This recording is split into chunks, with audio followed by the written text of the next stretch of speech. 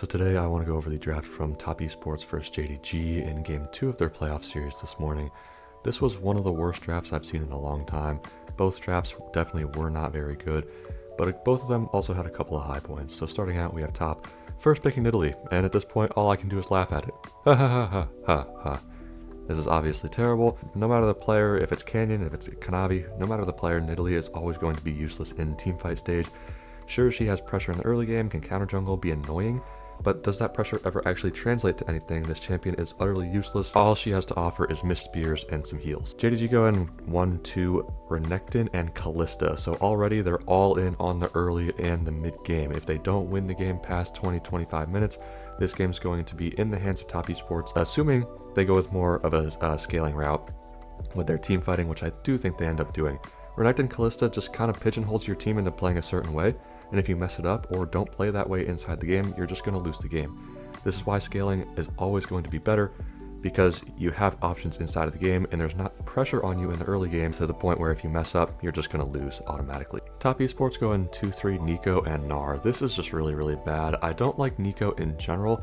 They're basically just trying to bait JDG into picking Renata because Neeko's an advantageous matchup into Renata, and also a really common pairing with Kalista. So this is just kind of preempting that and making JDG not pick Renata.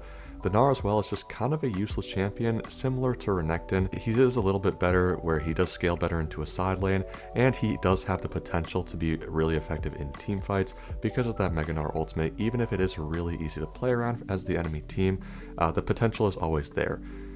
JDG go and round out first phase with Lilia. I really like this, but again, this is already countering themes where they had early and mid game setup with Renekton Kalista. They're going full late game scaling and power farming in the early game with Lilia. So basically what the Lilia does here is power farm in the early game, but I don't know if this is good for JDG because you want an early game jungler to be able to support and let these early powerful lanes play aggressive and get advantages, where the Lilia kind of just wants to power farm. So through the first phase, it's kind of evenly bad for both teams, but we'll see where it goes from here. JDG go ahead and R4 Corki. I really like this, so they're kind of going away from the early game here with Corki Lilia for mid jungle. Corki Lilia is great because it's really good scaling and really strong scaling team fight with good range and good mobility. But the problem here, continuing with JDG's comp, is just the mix of themes here. They have completely opposite themes with Renekton Kalista being full early game and Lilia Corki being full late game.